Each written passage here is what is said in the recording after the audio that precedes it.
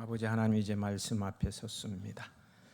펼쳐진 성경 속에서 주님을 만나고 주께서 주시는 말씀으로 도전받는 저희들 되게 하여 주옵시기를 예수님의 이름으로 기도하옵나이다.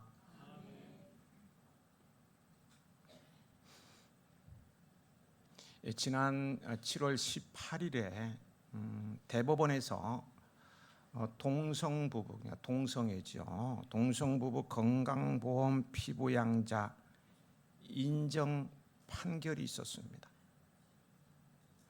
환호와 낙심이 교차하는 그런 자리였습니다. 환호자들은 그 기세를 몰아 국회에서까지 동성애 차별금지법을 통과시키려고 하고 있는데 그 가능성이 매우 높은 것 같습니다. 얼마 전 인권위원장 청문회에서 창조론을 인정한다는 말에 기독교의 탈레반이라고, 이슬람 극단주의 무장단체가 탈레반, 끔찍한데요. 기독교의 탈레반이라고 공격하는 국회의원을 보면서 그가 신학도 공부하고 우리 교단은 아닙니다만은 강도사까지 했던 그런 분인데요. 이런 사람들이 탈레반이라고 공격하는 그런 것을 보면서요, 동성애를 인정하는 법이 국회를 통과할 날도 멀지 않았구나, 이런 생각이 드니까 참 끔찍했습니다. 이 법이 통과된다면 성경에 반하는 하나님을 모독하는 죄악으로 한국 교회는 그 상황을 그대로 지켜볼 수만 없어서 10월 27일 광화문에서 한국 교회 200만 연합 예배 및 큰 기도회가 열립니다. 이는 정치적으로 좌우 대립하는 그런 집회와는 성격이 완전히 다릅니다. 성격이 다른요, 성경의 가치를 지켜내기 위한 한국의 모든 교단들이, 모든 교회들이 연합하는 그런 기도회입니다. 시간이 되시는 분들은 성경의 가치를 지켜낸다는 그 거룩한 사명감으로 참석하셔도 좋습니다. 정치적인 집회 아닙니다. 소수 약자 보호라는 명분으로 동성애를 인정한 유럽을 보십시오. 교회 출석률이, 물론 기독교 국가라고 합니다만 출석률 1%대, 영국은 1%도 안 되죠. 독일은 보니까 1.3%고 다 1% 왔다 갔다 해요. 미전도 국가가 되어버렸고요. 그런 유럽 국가들의 국가적 위상이 이전 같지가 않고 정치적으로나 경제적, 문화적, 사회적으로 힘을 상실해 가고 있습니다. 하나님의 은혜를 저버리고 하나님을 모독하는 법이 시행되는 나라가 잘 될 수가 있겠습니까? 안 되는 게 정상이죠. 동성애법이 통과된 미국도 예전과 다른 혼돈스러운 국가가 되어가고 있습니다. 성경을 반대하고 하나님을 모독하는 죄는 근원적인 죄악으로 거기에서 모든 죄악들이 막 파생되어졌고요, 많은 혼란을 야기하기 때문에 우리는 막아야만 합니다. 자꾸만 우리 사회가 돌아가는 것을 보면서 나라와 우리 자녀들의 미래를 생각하면 답답하고요, 이런저런 고뇌를 하지 않을 수 없습니다. 오늘 설교의 본문은 당시 시대적인 정황을 그 이름의 뜻과 같이 끌어안고 탄식하며 고뇌하고 있는 선지자의 질문으로 이루어져 있습니다. 그는 하나님께 나아가 도대체 어느 때까지 이대로 두시렵니까? 도대체 어느 때까지 기도해도 응답해 주시지 않으시렵니까? 어찌하여 하나님의 선민 이스라엘에게 이러한 일들이 일어날 수 있습니까? 이 질문을 던지는 선지자는 하박국입니다. 그의 이름의 뜻은 아느리라, 즉 포옹이라는 의미 있고요. 이스라엘 남유다의 선지자로서 활동한 사람입니다. 그가 활동할 때 여호야김이 통치하던 그런 시대였습니다. 여호야김은 여호아하스라는 왕이 3개월 만에 애굽 왕 바로 느고에게 폐위를 당하고 대신 세워진 꼭두각시 왕입니다. 그래서 그는 애굽 왕에게 잘 보이기 위해서야 많은 은과 금을 백성들에게서 탈취하여서 애굽 왕에게 조공으로 바치기에 바빴습니다.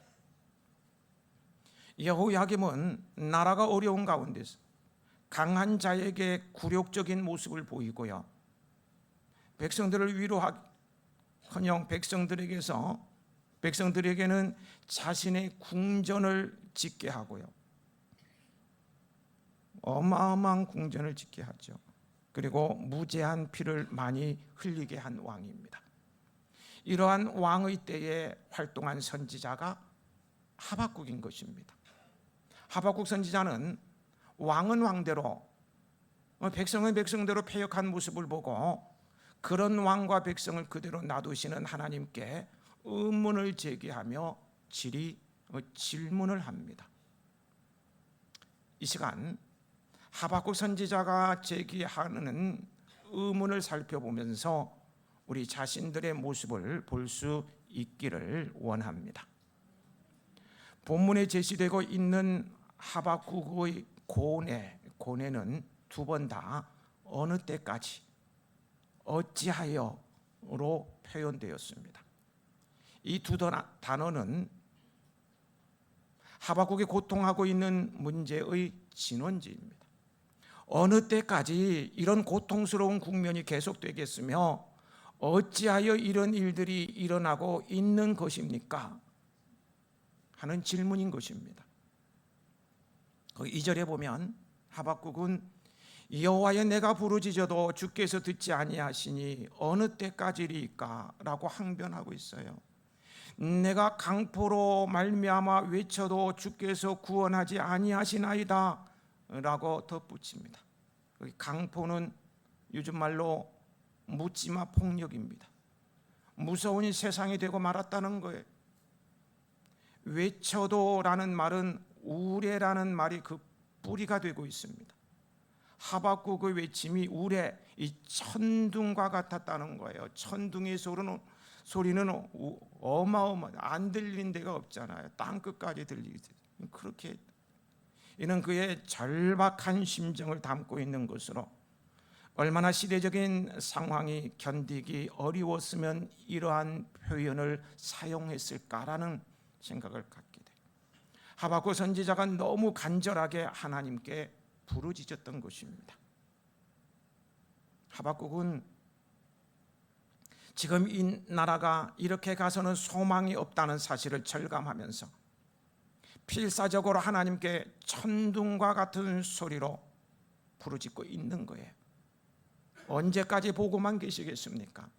하나님, 이대로 두어서는 이 나라가 소망이 없습니다. 이렇게 외치는 하박국의 고통이 무엇입니까? 대개 우리의 고통은 내 삶의 문제, 내 가족의 문제, 돈이나 건강, 인간관계의 문제일 때가 많습니다. 그러나 하박국의 고뇌는 다른 것입니다. 3절에 하박국은 어찌하여 하시나이까, 일어났나이다 라고 말합니다. 함께 읽어보실까요?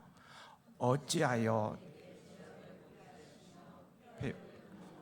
보게 하시나이까. 네. 일어났나이다. 이해할 수가 없다는 것이죠. 어찌하여 하나님께서 다스리는 나라에 이러한 일들이 일어날 수 있습니까? 라는 항의적 의문을 표시하고 있습니다. 그러면서 죄악과 패역이 일어났다고 말합니다. 여기서 죄악은요, 모든 비극의 근원이 되는 악을 표현하는 말입니다. 모든 비극의 근원이 되는 악입니다. 볼품없는 지도자 여호야김, 지도자가 되어서는 안 될 사람이 지도자가 되어서 모든 비극의 근원이 되는 악을 자행하고 있습니다. 지도자를 잘 세워야 되는 거예요. 이러한 악이 무엇이겠습니까? 예레미야 36장 23절 24절 그 외에 그 앞뒤절을 이어서 보면은요, 여호야다가 하나님께서 예레미야로 말씀하신 두루마리 책을 낭독하자 여호야김 왕은 칼로 그것을 베어서 화롯불에 던져서 태워버렸습니다. 신하들이 막 만류했어요. 이거 하나님의 말씀인데 그렇게 불태워버리면 안 되지요. 듣지 않았어요. 말씀이 자기를 찌르니까 아예 말씀을 불태워버리는 것입니다. 칼로 찢어서 불태워버리는 거예요. 그래서 어떻게 되었습니까? 말씀을 불태워버리니까 그의 죄도 사라져버렸는가요? 아닙니다. 말씀을 거역할수록 죄만 더할 뿐이고요, 하나님의 말씀은 불태워버린다고 해서 없어지는 것이 절대로 아닙니다. 불태워버린 두루마리 말씀은 다시 기록되었다고 나와 있어요. 기록되었고 하나님의 말씀을 불살라버린 여호야김 왕은 결국 어떻게 됐습니까? 하나님께 심판과 멸망을 당하고요, 국군은 막 급격히 기울어지더니 다다음 왕에 이르러서 바벨론에 의해서 망하고 말았습니다. 그가 의지했던 애굽은 손도 쓰지 못해 바벨론에서 완전 쫄딱 망하고 말았습니다. 영원하리라는 다윗의 왕가, 다윗의 왕가는 영원하리라고 했는데 종말을 맞이하고 만 거예요. 이보다 큰 저주가 어디에 있습니까? 그 원인이 무엇이라고요? 하나님의 말씀을 불살라버리며 하나님을 모독했기 때문입니다. 이러한 상황, 하나님의 말씀이 무시되고 말씀 앞에 두려워하지 않는 모습이 바로 모든 비극의 근원이 되는 악이라는 거예요. 오늘 우리나라의 성경에 반하는 법이 제정되고 하나님의 말씀이 무시된다면 이는 큰 죄악이 아닐 수 없습니다. 가정의 근본, 사회의 근본, 나라의 근본이 흔들릴 수 있기에 우리는 끝까지 진리의 성경을 붙들고 살아야 되고 그 성경에 반하는 악법은 막아야 합니다. 이어서 근원적인 악에서 파생되는 죄악들이 나열되고 있습니다. 갖가지 죄악들이 나열되는데 거기는 몇 가지 나옵니다. 패역과 겁탈과 강포 그리고 변론과 분쟁입니다. 패역이라는 말은 압박과 착취로 상황을 아주 공고하게 만드는 거예요. 겁탈과 강포는 각각 파괴하고 약탈하고 살해하는 것을 말해요. 그리고 야만적이고 무법적인 학대를 말합니다. 그리고 변론과 분쟁도 일어났습니다. 패역과 겁탈, 강포는 다른 나라에서 쳐들어와 가지고 겁탈하고 물건을 빼앗고 여자들을 겁탈하고 뭐 이런 짓 하는 거예요. 그냥 야만적인 행위를 하는 거라면 죽이고요. 거기 변론과 분쟁은요, 내부적인 문제예요. 변론과 분쟁은 분노와 알력으로 인해서 다툼을 일컫는 것입니다. 그래서 외압도 문제였지만요, 내부적인 문제들도 속속히 드러나고 있습니다. 서로가 서로를 신뢰하지 못하고 변론과 분쟁을 일삼고 있어요. 나라가 사분오열막 된 거예요. 분노와 알력으로 인한 다툼이 끊이지 않았다는 말씀입니다. 외압으로 인해서 힘들 때 온 국민이 왕을 중심으로서 하나가 돼야 되는데 지멋대로 알력 다툼하고 막 난리 난 거예요. 이런 사회악을 바라보는 하박국 선지자는 하나님께 세상이 부패하여 의인이 고난받고 악인이 번영하고 있음에도 불구하고 하나님께서 방관하신다는 사실에 초점을 맞추고 질의를 하고 있는 것입니다. 이 지리 질문은 앞에서도 언급했듯이요, 여호야김 왕의 통치 기간 BC 609년에서 598년 동안이죠. 이스라엘 백성은 하나님의 말씀을 무시하고 지키지 않고 죄악과 폐역과 겁탈과 강포로 인해서 신음하고 있는데도 불구하고 하나님께서 내버려 두신 역사적 사실을 근거하고 그냥 추상적으로 얘기하는 게 아니고요, 남의 얘기 들어서 하나님께 항의하는 게 아니고 역사적 사실에 근거해서 지금 하나님께 질의하는 겁니다. 이 여호야김은 백성의 고혈을 빨아서 가혹하게 착취해서 말입니다, 자신의 궁전을 지키기 위해 급급했고요, 금은을 뺏어다가 애굽 왕에게 바치게 정신이 없었고요, 재물에 대한 지나친 탐심, 그러면서 무지한 피를 흘리고 있습니다. 그러다 보니 하나님의 백성들이 고통당하고 하나님을 섬기지 못하게 되는 상황이 계속되고 있는데, 하나님 왜 가만히 계십니까? 이것이 선지자의 심정입니다. 사람들이 하나님이 어디에 계시냐고 말합니다. 아니, 하나님이 계신 세상에 이럴 수 있는가라고 묻습니다.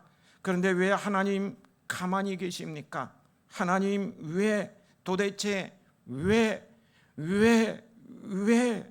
그렇게 부르짖어도 구원치 않으십니까? 라는 절박한 부르짖음이 바로 오늘 본문의 말씀인 것입니다. 하박국서는요, 특별한 책입니다. 보통 여러분 다 알다시피요, 선지서들은, 예언서, 선지서들은요, 백성들의 죄악을 참지 못하신 하나님께서 말씀을 주시면, 경고의 말씀 등을 주시면 말씀을 받은 선지자가 백성들에게 그 메시지를 선포하는 형식이죠. 그렇죠? 그런데 하박국 선지자는 하나님께서 말씀하시기 전에 먼저 백성들의 범죄를 견디지 못하고 일어섰습니다. 유다의 악행을 참지 못하고 나아간 하박국 선지자의 기도로 하박국서는 시작되고 있다는 거예요. 하박국은 선하신 하나님께서 왜 이런 상황을 허락하셨는지 도무지 이해할 수 없었고, 지금 자신이 살아가는 현실을 쉽게 받아들일 수도 없었습니다. 우리도 이런 상황을 만나게 된다면 어떻게 해야 할까요? 아니, 하박국이 당한 상황은 오늘 내가 사는 이곳에서는 일반적이지 않은 것이니까 접어두고요, 오늘 내가 하나님께 간절히 바라던 것들이 속히 이루어지지 않을 때 나는 어떻게 해야 할까요? 그래도 하나님께서 이제는 이렇게 해주시겠지라는 기대를 품고 살았는데 하나님께서 그 일을 기억도 못하시는 것 같은 마음이 찾아들 때 어떻게 반응하는 것이 옳을까요? 그래도 참고 묵묵히 기다려야겠죠. 오늘 본문 속 하박국 선지자는 기다려도 이루어지지 않는 상황에 하나님 앞에 나아갔습니다. 그리고 하나님께 항의하듯 부르짖어 질의합니다. 여호와여, 내가 부르짖어도 주께서 듣지 아니하시니 어느 때까지 내가 강포로 말미암아 외쳐도 주께서 구원하지 아니하시나이다. 이를 쉬운말 성경으로 읽어드리면요, 쉬운말 성경, 오 주여 언제까지입니까? 내가 애타게 부르짖어도 주께서 듣지 않으시고 내가 주께 외치기를 사람 살려 온통 폭력입니다 하여도 주께서 구원해 주지 않으시니 도대체 언제까지 그러실 겁니까? 입니다. 하나님, 얼마나 더 외쳐야 저를 도와주시렵니까? 얼마나 더 소리 질러야 저를 구하러 오시렵니까? 라는 절규이죠. 아마 우리 가운데는 이런 하박국 선지자의 모습과 내 상황을 연결시키기에는 내가 가지고 있는 마음의 소원과 기대가 하나님의 공의를 구하는 하박국 선지자와 비교할 수 없을 만큼 이기적이라는 부담을 느낄 수 있습니다. 벼룩도 나 짝이 있지 어떻게 내 문제만 가지고 하나님께 따지듯 물을 수 있단 말인가. 그래서 하박국 선지자는 저렇게 고매한 가치를 위해서니까 저렇게 따지듯 외칠 수 있지만 내 마음의 소원과 기대는 너무 개인적이고 이기적이어서 차마 그럴 수 없다고 생각할 수 있습니다. 안 그런가요? 그럴 수 있겠죠. 그런데 다시 생각해 보면요, 과연 그런 마음이 하나님을 배려하는 마음일까요? 아니면 하나님을 기대하지 않는 믿음이 부족해서일까요? 물어보십시다.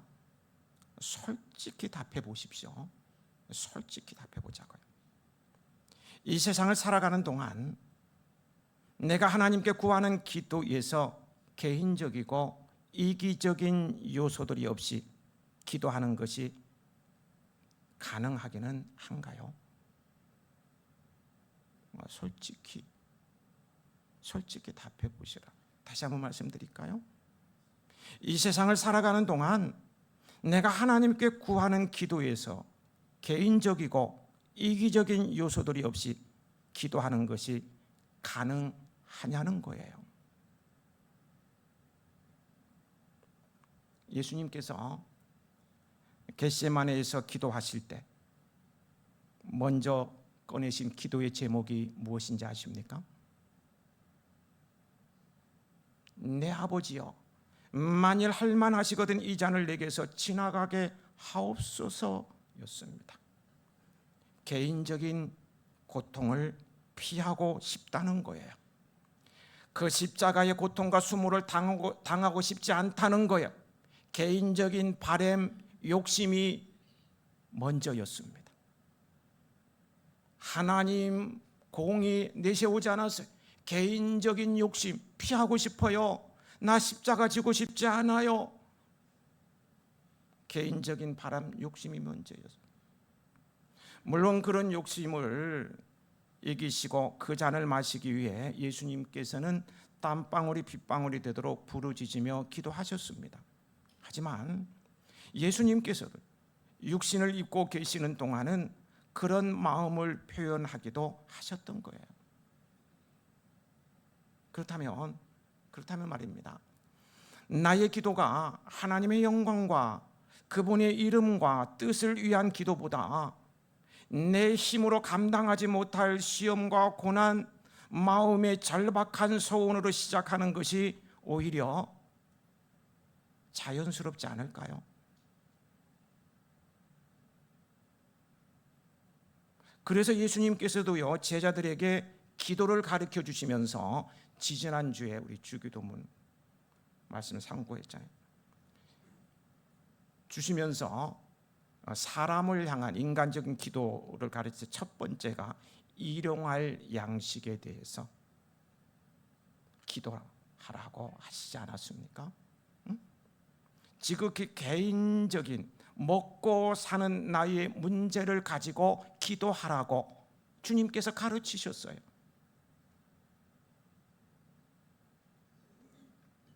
물론 나의 기도가 믿음이 깊어질수록 하나님의 나라와 의를 구하는 기도로 가는 것이 옳겠지만 지금 당장 내가 받아들일 수 없는 현실, 내가 이해할 수 없는 상황, 내 힘으로 어쩔 수 없는 문제를 맞닥뜨리고 있다면 하나님께 아닌 척하는 것이 아니라 간절함으로 구해야 하지 않겠습니까? 아닌 척 위선을 떨지 말고 진솔하게 내 마음의 생각을 숨김없이 아뢰는 것이 더 합당하지 않겠느냐는 거예요. 오늘 본문 속 하박국 선지자가 보여주는 모습이 바로 이것입니다.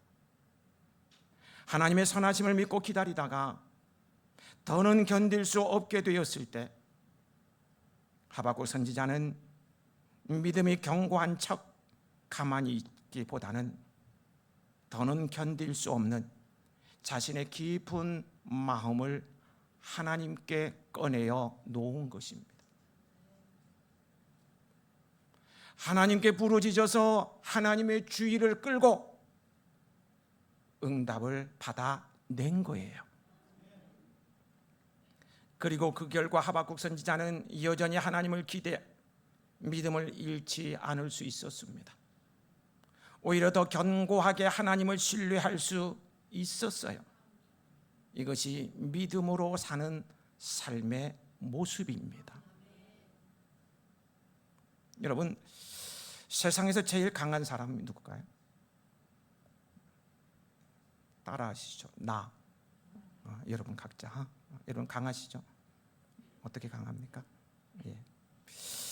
세상에서 제일 강한 사람은요, 버티는 사람입니다. 여러분 잘 버티시죠? 버티는 사람이에요. 믿음으로 승리하는 비결도요, 결국은 마지막까지 버티는 거예요. 어떻게 버텨야 합니까?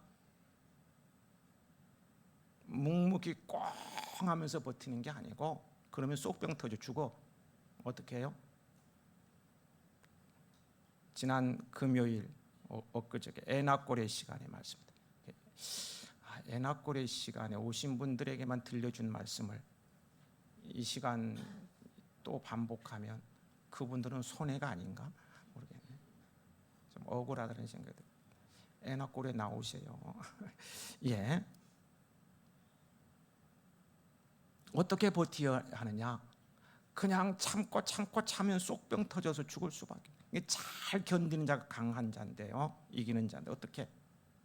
애낙고래 시간에 히스기야 왕은 국가적으로요, 그리고 개인적으로 사면초가의 위기 상황 속에서 포기하고 항복하는 두 가지밖에 생각할 것이 없는 그런 상황입니다. 포기하고 항복하는 그런 상황인데요, 그런 사면초가의 상황에서 그러지 아니하고 성전을 찾아서 하나님의 종 이사야 선지자와 함께 하늘을 향해서 부르짖으며 버티었더니 놀라운 반전이 일어나지 않았습니까? 도무지 있을 수 없는 기적과 같은 일이 일어났어요. 내 신앙이 흔들리는 상황 속에서 희망을 찾지 못할 때 묵묵히 기다리다 지쳐가는 것보다는 하박국처럼, 히스기야처럼 하나님을 향해 소리를 지르고 외쳐서라도 하나님의 관심을 불러 일으키는 것이 맞습니다. 그게 맞아요. 가만히 마음이 낙심으로 채워지기를 기다리지 말고 하나님께 엎드려 부르짖고 또 성경을 통해 하나님을 붙든 믿음의 선진들을 만나서 그들에게서 교훈을 받아야 돼요. 그렇게 찾아간 하나님 앞에서 은혜를 받고 누리면 다시금 믿음으로 버틸 능력을 얻게 되는 것입니다. 내일부터 시작되는 유별난 새벽 기도에 그동안 마음에 묻어놓았던 것들, 해결받지 못한 난제들, 다른 사람에게 얘기하면 참 유치해 보이는 너무나 이기적인 것들, 또 이해할 수 없는 사건들, 두려움, 불안, 또 계획하는 일 등에 대한 질의서를 작성하고 하나님께 부르짖어 아뢰십시오. 끝까지 믿음으로 버티고 승리할 수 있는 능력을 주실 것입니다. 거듭난 그리스도인인 나는 주님 안에서 어떻게 사는 것이 당연한 것입니까? 여러분 다 거듭난 그리스도인이시죠? 어떻게 사는 것이 당연하냐는 거예요. 복음 생활 훈련을 받을 때로 돌아가서요, 보면은 우리 그리스도인에게는 많은 은혜와 복 주는데 그것을 제가 7가지로 정리해 드렸어요. 삼특사보의 은복이 있다고 했습니다. 거듭난 그리스도인에게는 삼특사보의 음복, 세 가지 특권과 네 가지 보장입니다. 사제의 특권입니다. 죄책감에서 자유를 누리며 살 수 있어요. 양자의 특권입니다. 하나님을 아버지로 모시는 행복한 삶입니다. 기도응답의 특권이에요. 지금까지는 너희가 내 이름으로 아무것도 구하지 아니하였으나 구하라 그리하면 받으리니 너희 기쁨이 충만하리라. 구원의 보장입니다. 예수님을 믿으면 영원한 하나님의 자녀이며 한 번 택한 자녀는 영원히 아버지께서 책임져 주십니다. 임마누엘의 보장이에요. 함께 하심의 보장. 요셉은 임마누엘 함께 하시니까 감옥에서도 형통했잖아요. 다윗 보세요. 하나님이 함께 하시니까, 임마누엘 하시니까 점점 강성해졌습니다. 위대하게 되었어요. 어디를 가든지 이기게 하셨습니다. 승리의 생활을 한 거예요. 풍성한 삶의 보장입니다. 풍요 부흥을 누리게 됩니다. 가족 구원의 보장이에요. 거듭난 그리스도인이라면 이런 삼특사보의 은복을 누리며 사는 것이 당연합니다. 그런데 그렇게 살지 못하고 있다면 지리서를 작성하세요.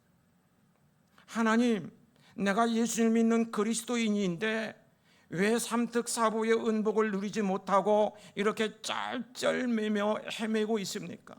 내 거듭난 그리스도인이고 주일 예배 꼬박꼬박 참석하는데도 왜 이렇게 힘들고 치이고 눌린 삶을 살고 있습니까?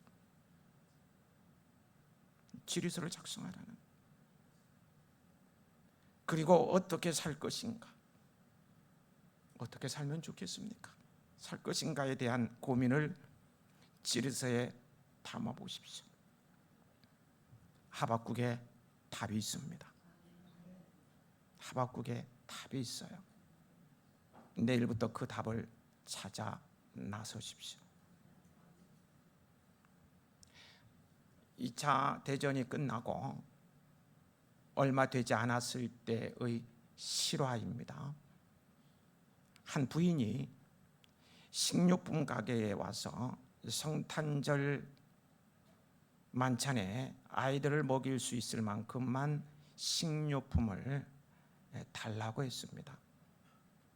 돈이 얼마나 있느냐고 주인이 물으니 남편이 전쟁에 나가 죽어서 기도밖에는 정말 아무것도 드릴 것이 없다고 생뚱맞는 대답을 했습니다. 가게 주인은 어이없었겠죠. 당신의 기도를 종이에 써주십시오. 그러면 그 무게만큼 식료품을 주겠소 라고 말했는데요, 놀랍게도 부인은 접혀진 노트장을 주머니에서 꺼내 주인에게 건네주면서 우리 어린애가 지난밤에 아파서 옆에서 병간호를 하며 기도를 적어두었지요 라고 대답했습니다. 간밤에 하나님께 기도문을 적었던 거예요. 지리서 말입니다. 주인은 읽어보지도 않은 채 저울에 줄을 놓은 곳에 기도가 적힌 종이를 올려놓고는 자, 이 기도가 얼마치의 식료품 무게가 되는지 달아봅시다 라고 중얼거렸습니다. 여러분, 달아보나 마나 뻔한 것 아닙니까? 기도문 적혀있는, 기도 적혀있는 종이 한 장 무게가 얼마나 나가겠습니까? 그런데 놀랍게도 빵 한 덩어리를 놓았는데도 저울은 꼼짝을 안 했습니다. 다른 식료품을 올려놓았는데도 저울은 움직이지 않자 주인은 또 당황했습니다. 드디어 저울에 더 이상 올려놓을 수 없게 되자 주인은 당신이 봉지에 담아가시오, 나는 바쁘니까 하고 퉁명스럽게 말했습니다. 눈을 흘리며 눈물을 흘리며 감사하며 그 부인은 감사하는 마음으로 돌아갔습니다. 저울이 고장 난 것을 얼마 후 주인은 알게 되었습니다. 그 후 몇 년 동안 이 주인은 가끔 의아했습니다. 그때 일이 정말 우연의 일치일까? 왜 그 부인이 미리 기도를 써가지고 왔을까? 왜 그 부인이 저울이 고장 났을 때 왔을까? 그때 그 부인이 적은 기도문은 주여 오늘 우리에게 일용할 양식을 주옵소서 이었습니다. 시급하고 절실한 문제를 아뢰었던 거예요. 몇 글자 안 됩니다. 그래서 가장 시급하고 절실한 일용할 양식을 구했던 거예요. 오늘 나눠드린 질의응답 카드를 작성하셔서 유별난 새벽기도로 업 하시기 바랍니다. 믿음은 기적을 낳습니다. 아버지 하나님, 오늘 말씀으로 우리의